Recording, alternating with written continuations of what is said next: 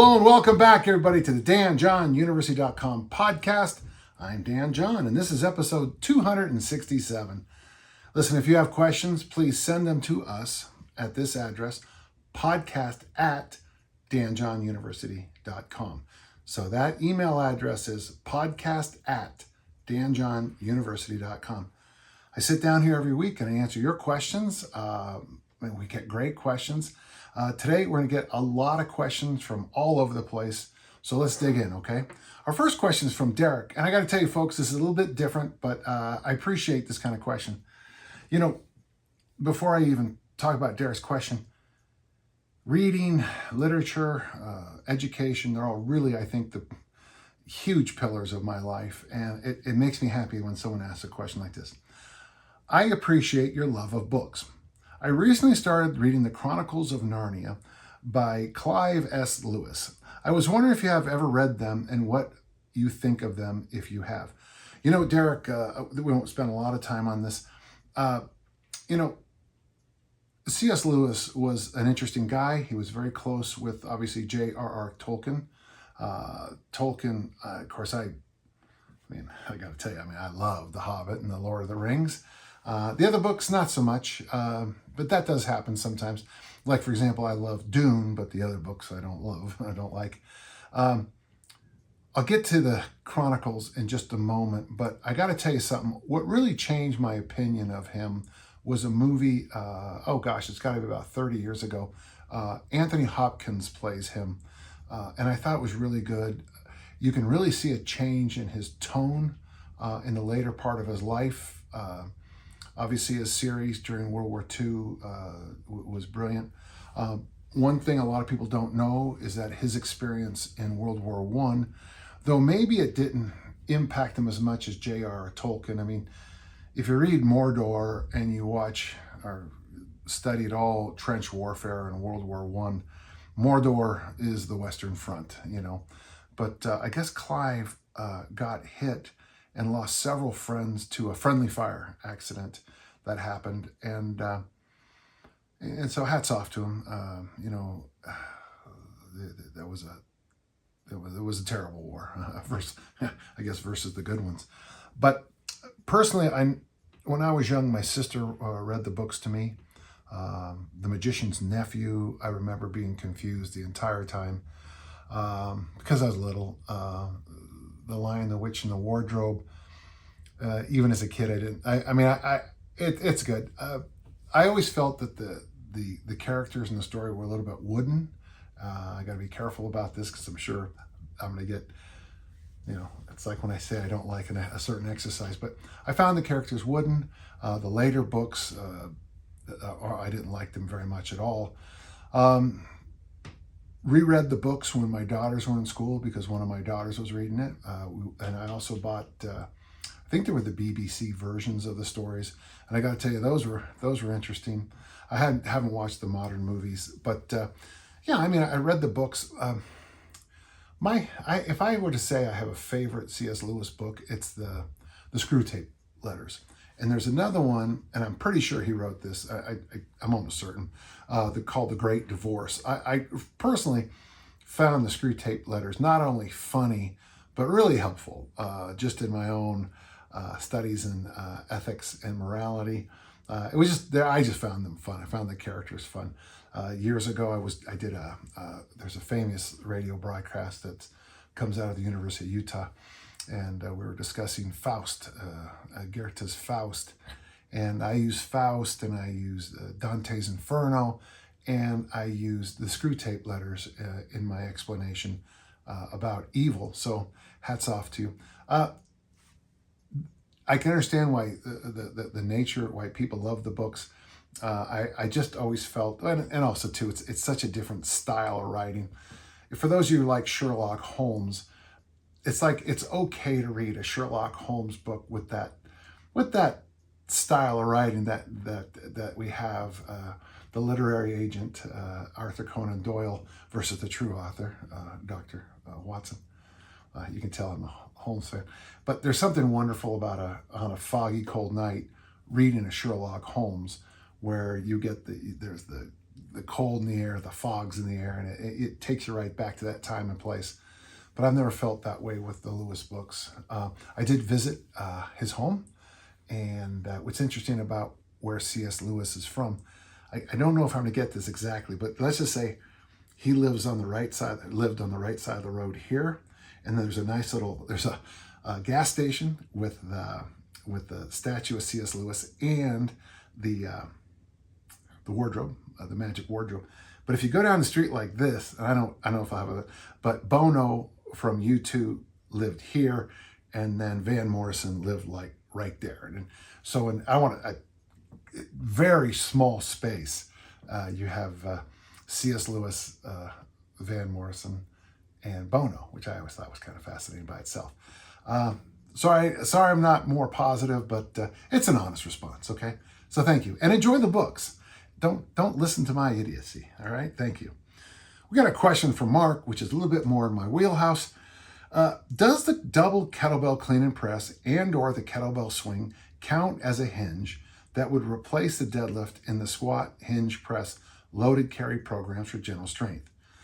Well, so yeah, the clean and the snatch are hinges, okay? The clean, the snatch, the swing are hinges. The deadlift is a hinge.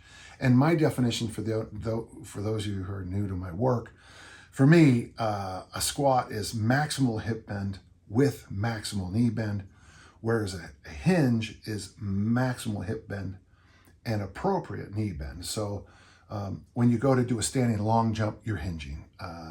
In fact, the standing long jump is a great way to teach the Olympic lifts, the kettlebell world. It teaches to load the hips up and snap, which basically I just summarized, in a sense, the Olympic lifts and the kettlebell ballistics. Now, the answer is going to be on this one, Mark, both. When you say replace, I think there's a time for everything. I think if we just took the exercises you give us here today in the question, double, clean, and press, kettlebell swing, and deadlift, boy, if you did, 6 to 8 weeks of double, clean, and press, kettlebell swing for 6 weeks, and then deadlift for 6 weeks, and came back to that 6 to 8 weeks, whatever, and came back there and rotated those 3 exercises, I think you get all the benefits of the barbell hinge world and the kettlebell ballistics. You got to be careful on this. Now, one of the things if you ever do come to a workshop with me, one of the things I do talk about is in the hinge family, when we talk about reps, I always say, what do you mean by that? Because, I pushed this thing called the 10,000 swing challenge. And it's just a challenge. It's 20 days, 500 kettlebell swings a day with the 24. It's a lot of work. I did it with COVID one time, which I still find, and I still blame you, Nate, wherever you are listening, to push me through that. But, you get a lot of benefits out of that 10,000 swings in the 20 days. But then if you also decided I'm gonna get up to a double body weight deadlift and you focused on that for 6 to 8 weeks, you'd get great benefits out of that. So I'm not saying that, the summary of the question would be this: can swings replace deadlifts? Can deadlifts replace swings? Can cleans replace, and we can go on all day and make this into a nice little circle.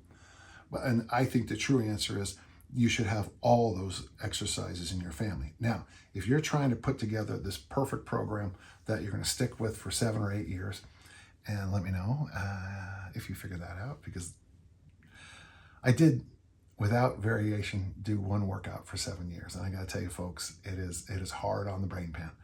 I was making progress, so it wasn't too bad. But if you're looking for the perfect program, I do have this one I do at workshops. I call it the Killer App Program. For me, Killer Apps, it's what a piece of equipment does best. The ab wheel does the ab wheel the best you can do. The kettlebell, the 3 best things you can do are goblet squat, swing, and Turkish get up. Barbell, well, the entire press family, the deadlift family, obviously the Olympic lifts, and the powerlifting. But what it does best for most people most of the time is the press and hinge family. And then, mini bands, I think hooking them around your socks and, doing that kind of monster walk is the best thing you do with it. And dumbbells, I honestly think for what I see at gyms anyway, suitcase carries and farmer walks are the best. I've been to gyms that have, weights that go from 100 to 100, doubles 100 to 150. And I mean, they're basically could be glued on the racks as nobody ever uses them. But for people doing farmer walks, they're very nice. And so I have this program where you pick a press, and maybe you do, I forgot the most important one. With suspension trainers, I think it's the T, the Y, the I, the one arm row. So here's your perfect program if you're looking for this. With the press, you either press kettlebells or press dumbbells, you press barbells. I would recommend, overhead presses, but whatever you decide is fine. For the pull family, give me that suspension trainer T, Y, and I, especially those of us who've had a lot of miles on our shoulders. For the squat, you could either do goblet squats or you could do whatever squat you want to do. Kettlebells, goblet squats, barbells, front squats, overhead squats, back squats. And then you come to the hinge. And this is where the what do you mean by that question comes up. Just real quick to finish, ab wheel and then farmer or suitcase carries. But when it comes to the hinge, you're going to make great progress focusing on the deadlift, the straight bar standard deadlift. You're going to make great progress doing the Olympic snatch, the Olympic clean. You're going to make great progress doing the kettlebell swing, the kettlebell clean, the kettlebell snatch. So what you mean by that is going to be the big one. So by the way, that's not a bad program. What I just said, the key, of course, is, as always, to do it. So, but yeah, I think I wouldn't ever say replace anything in the weight room, but boy, it's great for variation. Man, and boy, most people I know who train need variation. And that's why if you ever study the way I do workouts, you'll see a real seasonal approach. Autumn, winter, spring, summer. I do change things to get along with the seasons and the goals I'm setting. Another nice thing is I still compete. So it's real natural for me after an Olympic lifting meet to really just want to do some suspension trainer work and kettlebells and traditional bodybuilding. So it's a good question. So the answer would be you could swap anything out, but never throw anything away. Always keep it because you're going to come back to it. Good question. Thank you. Joe asks a really simple question. What value, if any, do you see in windmills for mobility, anaconda strength, or otherwise? So what is the value of windmills? So the way I teach it at CERTS, and I think it should kind of be the way you teach it, is the first thing I teach is, and we do it quite safely. We start with the kneeling windmill family, and you can see that in some of the other videos here on YouTube. But I really try to teach the idea of hinging and then winding, and then I have a phrase I use when we're bringing the load, unloading. I say unwind and unhinge, and that brings you back up. Well, if done correctly, where you have the weight, it can be a kettlebell, a dumbbell, a barbell, your best friend. I like the idea of everything being stacked up very nicely. I like the idea of the spine rotating appropriately all the way down. And I always describe it at workshops as like a plane, I think it's called a barrel roll. So you got a plane flying like this and then it turns over itself. I like to see the spine just every disc turn a little bit all the way down, kind of in an even, nice way. Very often when someone says, my back's been hurting, when they just even get into a windmill position without weight, all of a sudden as they get there, you'll notice that there's a whole area that isn't moving at all. And very often that's the area that's got all the tension, the pain, the whatever causes backs not to move. Inflammation, I guess, would be another one. So do I see it as a good exercise for mobility? Oh yeah. I think there's real value if you need stable shoulders. And I know this, that if you're doing the windmill and there is an issue and I got to tell you, I guess it goes all the way to the hand, but if you have a wrist injury, elbow issue, a shoulder issue, it's gonna be real hard. Any T-spine, thoracic spine mobility issues, mid back, lower back, even into the hip, it's going to expose you right there. So there is a chance you can do a test windmill and say, oh, I can feel that. That's where you want a foam roll. Maybe that's where you get the massage. That's where you get the, the heat, whatever magic you do. One other thing, before I move on to this next point, Joe, but I'm a real believer that if you can windmill in one direction and you look terrible in the other, that to me is almost something I would want to say, okay, let's stop before we do anything and let's see what's going on here.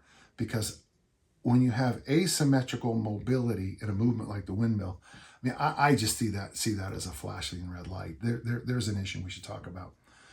Does it build anaconda strength? Does it build that tight core? There are some ways I think you can do a better job with it. And this is where generally people, when they do windmills, load the high hand. But one thing, we're starting to move into that older exercise called the two hands anyhow. But with the bottom hand, if you slide down to the ground in that position and pick up, I think that's a better anaconda strength exercise because the load's down here. And I would say you have a light load. Let's say 10 kilos here, 22 pounds here, and the bottom load would be 32, 70 pounds on load. So this is holding me in place. I'm making sure I have my vertical, everything's straight, everything's aligned. I've got that nice rotation through my spine. And then when I pick up that weight from the floor, kettlebells are great for this. I slide my hand inside that front leg, grab the kettlebell, eyes are still up there, and then squeeze it up. I think that has some great value for anaconda strength. Though honestly, that's a lot of work. It's probably easier just to do suitcase carries and waiter walks, but it's a good question. I think kettlebell windmills, done correctly, are a nice little way to get a free whole body diagnostic. In the same way that, doing a Turkish get-up with a reasonable weight, let's say you do just one left, one right every day for a couple of weeks, you really can get a lot of feedback by just how you move because there's so many level changes going up and coming down. You really get some insights. Maybe that right knee is barking at you today. Maybe your left shoulder needs a little bit more love. And I feel like the windmill and the Turkish get-up are pretty cheap diagnostics for how your engine is doing. Sadly, we don't have those nice little things that my car has where it flashes a little light at you when your tire pressure is low or something's happening. We humans have to kind of do a little bit more work. So, good question. And thank you, Joe. Thomas asks a question that's kind of come up before, but let's go, and he even mentions that. But I recently heard you mention that the cost to benefit ratio of swinging a bell over 24 kilos should be carefully considered. But Thomas, I think every exercise you do, adding load, you should take a moment and go, is this going to help me capture my goals? Is this part of what I need to do? Now, listen, I love putting lots of weight on the bar. I think there's great value to it. But at the same time, you have to, like I said, say a lot. You got to fold your arms, nod a little bit, and say, is this worth it? And when it comes to loading kettlebell ballistics, this is a question that comes up a lot. My question is, how strong does one need to be? What are your standards for an average guy trying to stay strong and healthy in terms of strength and fitness? Thinking of exercises such as clean and press, double front squat, goblet swing. Should I aim for heavier bells than 24s, or should I focus on other aspects of training such as increasing VO2 max, improving mobility, or something else I should reach a certain level with my kettlebells? Yeah, the answer is yes. To all that, you should try to improve everything all the time. It's hard to do. If you go online, I know I have it in my books for sure. The Armor Building Complex has a real big section on it. I think Easy Strength has it. I know my older books have it. But if you can find it online, it's my old site that doesn't really exist anymore, but it's on the Wayback Machine. And I call them Sleepless in Seattle standards. And Paul Isingo shared with me a whole bunch of numbers that'll help you on your fitness journey. when I talk to people about the armor building complex, Thomas, one of the things I say, if you can do double 24s every minute on the minute for 30 minutes, and that the armor building complex is 2 double kettlebell cleans, 1 double kettlebell press, and 3 double kettlebell front squats. If you can do them with the 24s for 30 minutes every minute on the minute, I consider you're doing okay. When it comes to the clean and press, I would still get myself back to the 1954 standards of Bosco. I mean, I would love to see every one of my listeners be able to clean and press double 24s. As you get stronger, double 32s, double 36s, double 40s, double 48s. Once you get to double 48s on a clean and press, I think you're starting to get yourself in position there. It's time to really shift over to the barbell. When kettlebells became extremely popular in the late aughts, so 2007, 8, and 9, a whole bunch of people from the barbell world started coming over to the kettlebell world. And it was really interesting because a lot of the standards that kettlebell only people had were easily achievable by someone with a barbell background. Now, if you do the Secret Service snatch test, at least the way it was explained to me, where you do the 200 reps in the snatch with the 24 kilo in 10 minutes, I mean, that's real. You need preparation for that. So when we go to the clean and press, I think, just double your way up to happiness. 24s, 28s, 32s, 36s, 40s, 44s, 48s. When you say the double kettlebell front squat, the standard on that, again, I think I'm going back to Sleepless in Seattle standards right here, but if you're an adult male and you can do double 24s for the double kettlebell front squat for 10 reps, you probably have locked and loaded. You're in good shape. You're doing fine. With the goblet squat, that's all over the place. Generally, I'd say, for most of our listeners, if you can do the 32K for 10, yeah, you're fine. Especially if you drop down, you push your knees wide with your elbows, stand up. Squat down, push your knees wide with your elbows, stand up. So there's a minor pause at the bottom. On the swing, let me just throw this one at you for no fun, just because it's easy. I mean, can you do the 10,000 swing challenge with the 24? 20 workouts of 500 swings a day. I mean, if you can do that, you've probably done enough swings for the rest of your life. He asks this in this final question I've already read, but should I aim for heavier bells in the 24s, or should I focus on other aspects of training, such as increasing VO2 max, improving mobility, or something else after you reach those levels? One of the things I always think, Thomas, is that once you've achieved like a good strength goal and you spend some time getting up to it, I like the idea of really switching gears and going into another direction. I was lucky when I went, this is going to sound weird, but when I picked up that liver parasite in the Middle East, I just didn't have, I could have lifted weights, but it was really hard for me. I just didn't feel good. So I started getting into these things called sprint triathlons. They weren't very hard. They were the ones I raced in. I doubt they even run these anymore, but it was a 1/4-mile pool swim followed by, I want to say a 30-mile bike ride and then a 10K run. Later, they shifted it to 5K runs, and I just think that gave the bicyclist every advantage. But one of the things I noticed it took me probably a year and a half, maybe a little longer, to get myself feeling good enough to throw weights over my head again. 2 years easy. But what I noticed is after doing those more cardio-ish, longer bike runs and swims and runs, when I came back, I did have and obviously up here I could go longer because, going on a 100-mile bike ride, that's a long time to sit in a chair, sit in a seat. Swimming, is obviously expands your ability to tolerate No offense to swimmers, but boredom in a pool. So anytime you lift weights for a while and you get some strength goals, I think it's a good idea to try something else. For example, I mentioned that the 200 snatches and 20 with the 24 in 10 minutes. Say you get this, say you pass all the standards of the armor building formula in my book, okay?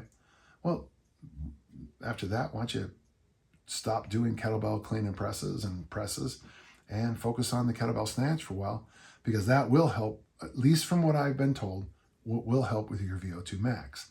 VO2 max, of course, is one of the hardest things to pin down because it is hyper specific, much more than you would be led to believe. I don't want to get into those studies back 20 and 30 years ago when they would say these elite athletes were just, well, let me just summarize it this way.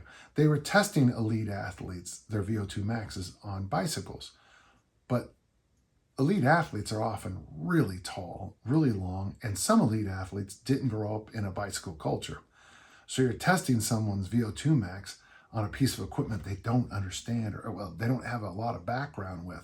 You know, if we took some of the most elite long distance runners in the world and had them test their VO2 max in a swimming pool, especially those who don't know how to swim, you would get really interesting results from that study. I think we've gotten better about all that.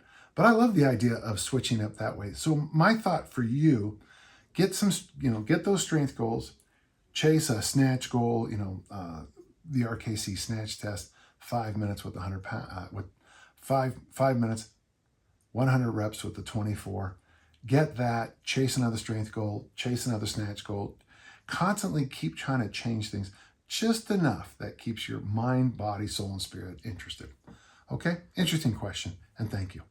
Ryan says this. I was recently gifted a 150-pound sandbag, which I would like to incorporate once in a while into my training. How would you program a sandbag into your training? I've listened to almost all of your podcasts and found this topic is not touched on very often. Sandbag Stone Strongman program. It's honestly, Ryan, I hate to disagree with the questioner, but I feel like I talk about it a lot. If you ever get a chance to read my bestseller, the Never Let Go, what you'll notice is on the cover, I'm carrying a 150-pound sandbag, dragging a sled. And I just told one of my members of the inner circle today, he's a Highland gamer, hats off to Eric here, that was the best training I ever did for the caber toss, I thought, in hindsight. With the 150-pound sandbag, it's going to be heavy. Sandbags, once they get over about 70, 80 pounds, become a little bit more difficult to do a lot of things with. I've had the handled ones where you can do like that weird kind of style of clean that, where you do that. That's good. With the 150, I think the best thing you can do the three best things you can do are, first, bear hug it. Okay, bear hug carries with a big backpack. I said at a military group a couple of weeks back that if I could do it all again, I don't know if I would have come up with a goblet squat, because I'd have had people doing bear hug carries. And then when you say squat to someone doing a bear hug carry, they squat perfectly. It seems like the human body really seems to understand what you mean about squatting when you have a big thing here and you have to push your knees out and you drop down, you got all that anaconda pressure. The next thing I would recommend with the bear hug is when you alternate picking it up and put it on the sides. There is, now, in the sports I coach now, there's not a lot of need for it. But if you're a wrestler, fighter of any time, American football, a rugby athlete, that idea of catching and stopping a weight is really valuable, okay? So bear hug carries, alternate carries, and then I gotta tell you, this is an interesting one. But you grab the bag like this with your hands, and then you deadlift walk it. There's something about and when you deadlift walk it, your knees start kicking the bag, which makes the bag move a little bit. And when the bag moves, your grip has to constantly adapt to it. Sandbags are really an excellent kind of high-end grip workout, at least the way I use them. Now, if you have the fancy ones with the handles and the straps and everything, that might be easier. But sandbags are a fascinating thing. So thank you for asking that question. Very, it could be a lot of fun using them. The one thing I would recommend if you're going to use sandbags for home use, find something that doesn't destroy your lawn. I used to use water softening salt, and once those things break, you just kill entire areas. When people say that sandbags don't leak, I've never had a sandbag not leak. I now use, we have those big retail home places. I'm not going to give any love, but you can get now playground sand for about $50 a bag. And just remind yourself, it's going to break, it's going to leak. But the nice thing about playground sand is you can if you put it on a lawn and spread it out, you come back in a couple of months and you can't find it.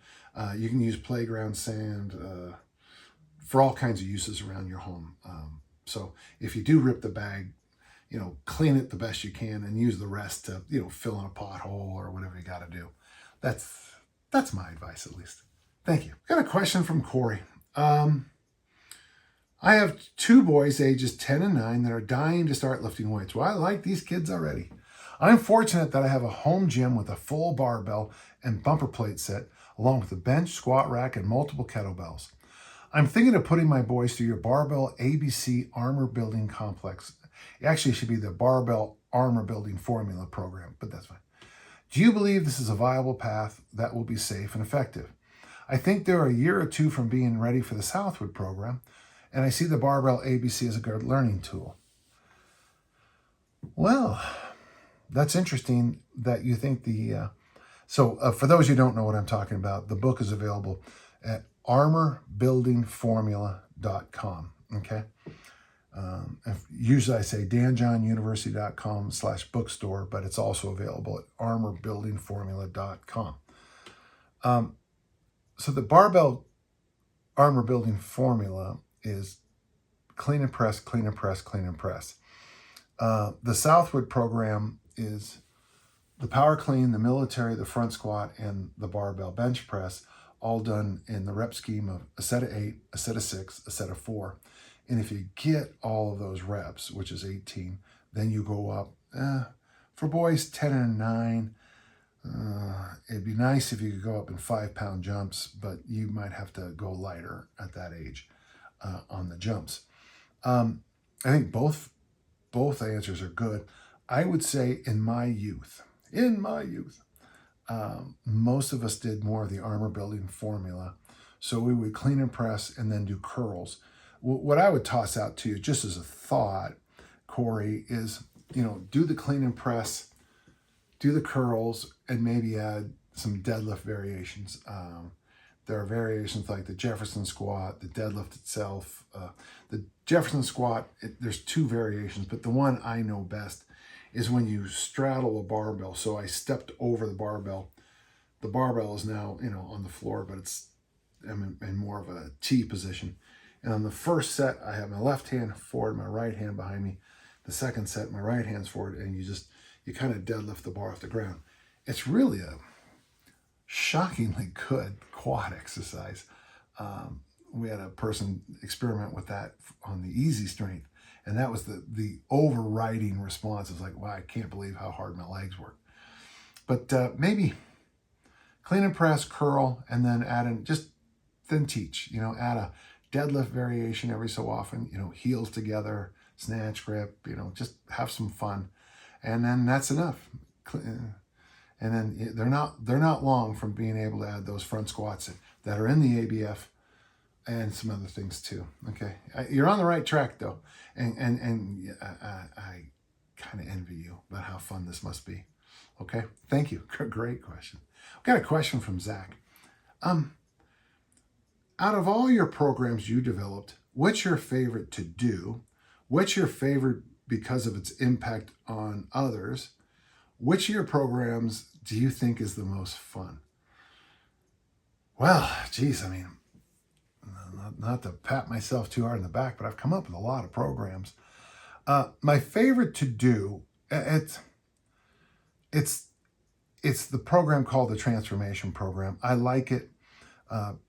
It's hard for me to do it now because I really do need more work than I used to. I have way too much time on my hands now.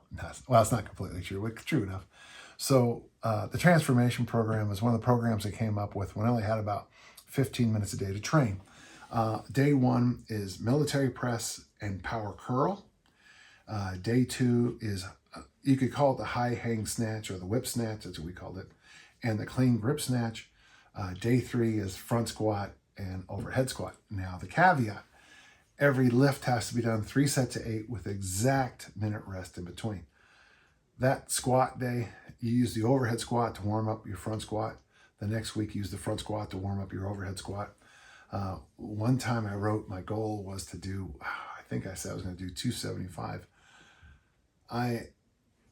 When I did do the experiment of 275 for 3 sets of 8 in the front squat with just a minute rest, set one was hard, but it was doable. Set two, I hadn't yet really caught my breath from set one. And of course, in set three, I was still struggling from set one and set two. And I don't know how long it took me to do that set of 8, but I was breathing like high rep squats. But when I kept the weights more reasonable, the weights I would usually, this is how I kind of did it. So I use, these are American numbers and I apologize, but so barbell, a set of 25-pound plates and a set of 35-pound plates, and I still have those plates. So the numbers I used were, when you put those 3 options together, you have 95, 115, and 165. And so at the time we were not doing well financially. I lifted in a kind of a empty bedroom downstairs because that's all I had, and there was no carpet yet because the the faucet had broken in the winter and flooded the area.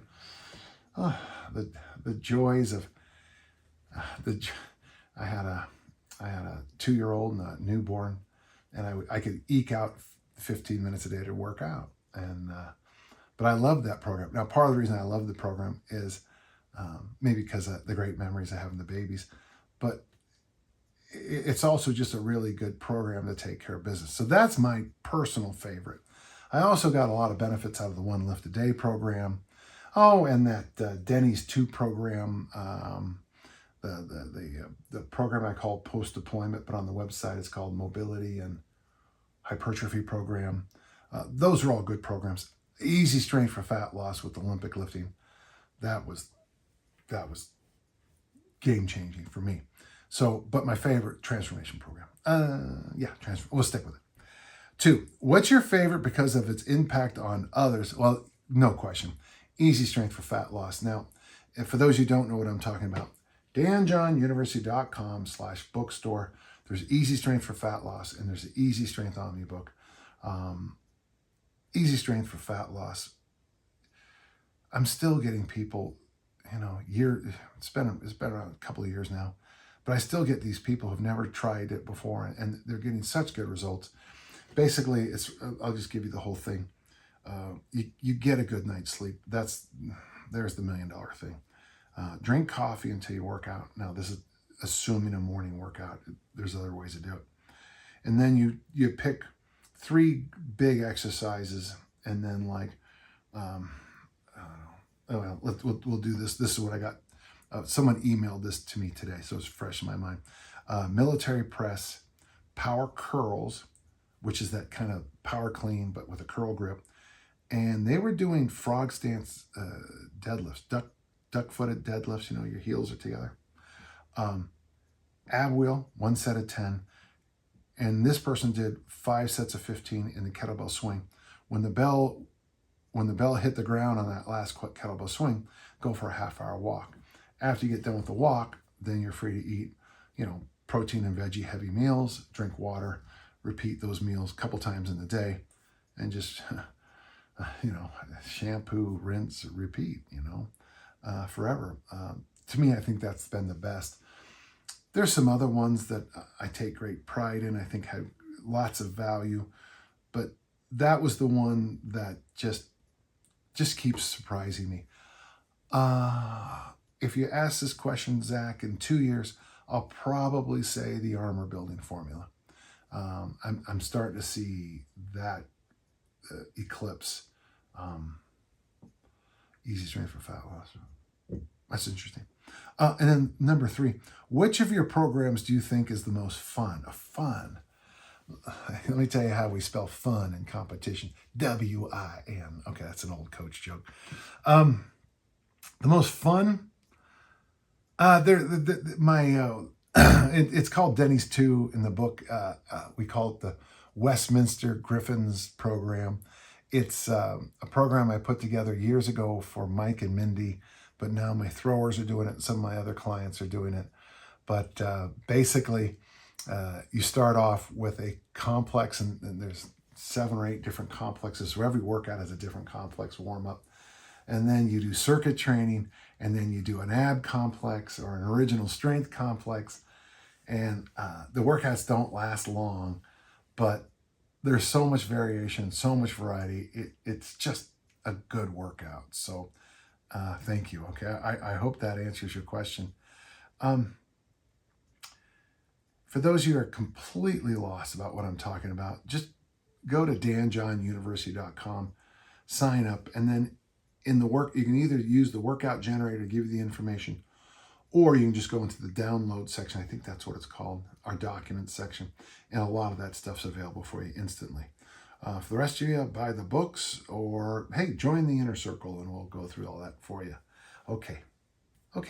This will be our last question today. And that seems like it went fast. Kirsty asks, I work from home at a computer all day, and I like to keep some kettlebells in my office and take a break every once in a while and do a couple of different exercises. One of my people in my inner circle does this and is making great progress. Phil Maffetone has a book on this. I talk a lot about every minute on the minute. This program is every hour on the hour. Over the course of the day, I feel like it can add up to a full workout, and I agree with you. I know that this isn't going to give me the cardio benefits of doing all my exercises close together, but that might be true, but just think about what these bouts of exercise are doing, holistically. This model we put together in the 1960s and 1970s about how we train the cardiovascular system is fine if you're, a weekend runner who does 5 and 10K races, the bagel races, as we call them here at the house. But there are other ways of chasing cardiovascular benefits. Cardiovascular training really is a power law. There are great benefits from high intensity. And there's also great benefits from long, slow walks. Which one is better? The answer is yes. Yeah. But let's keep going.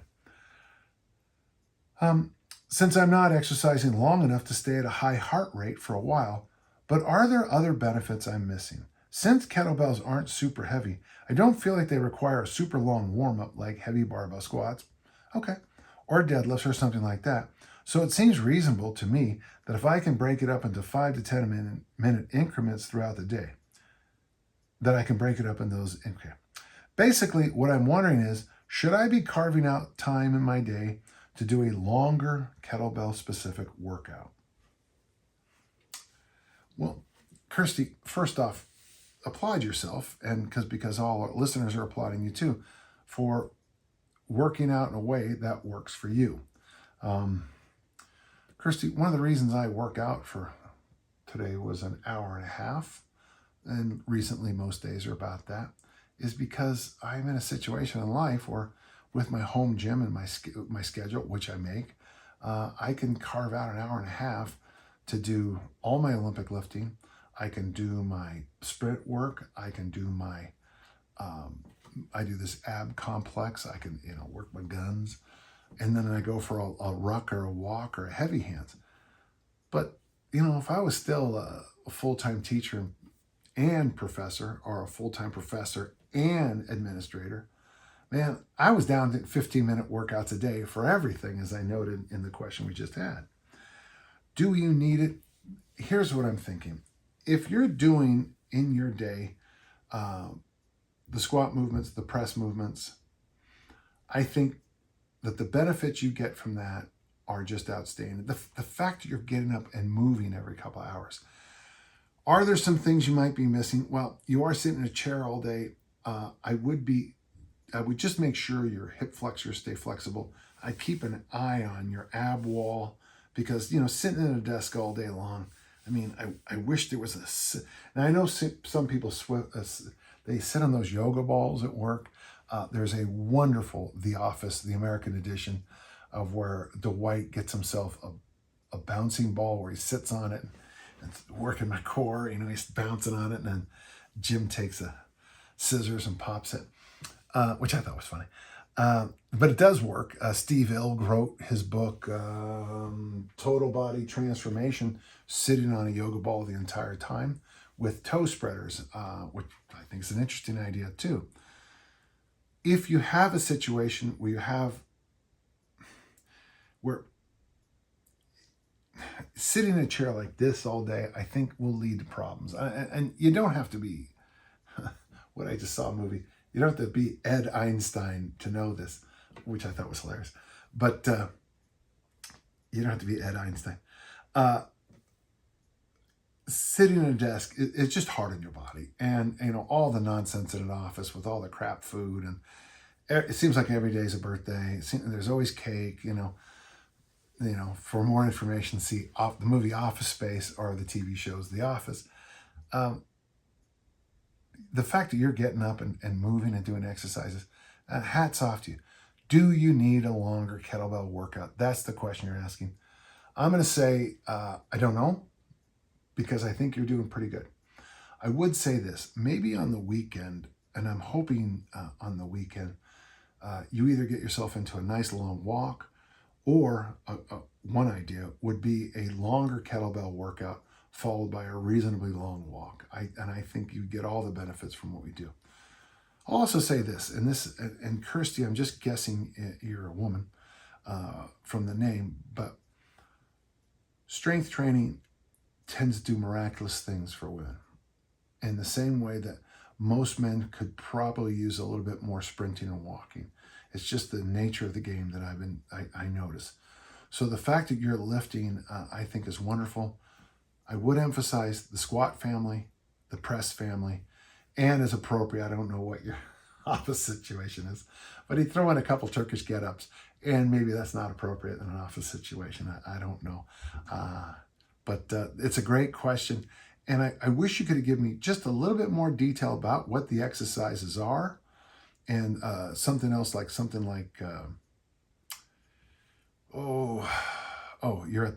you're at home. Yeah, do the Turkish get-ups then if you're at home.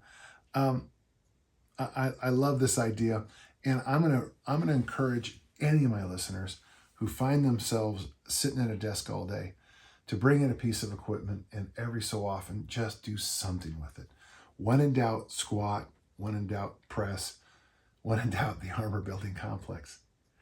It's a fun question, and I hope I answered it okay. Well, folks, that's it. Now listen, if you have a question, you can send them to me at this address, podcast@danjohnuniversity.com. I love answering questions. The questions are always unique on my podcast. There's sometimes I'll look at the list of questions for an episode and be like, wow. Then I have to look up some stuff and learn a little bit more. So I really appreciate it. So thank you all for your questions. And as always, until next time, let's all keep on lifting and learning.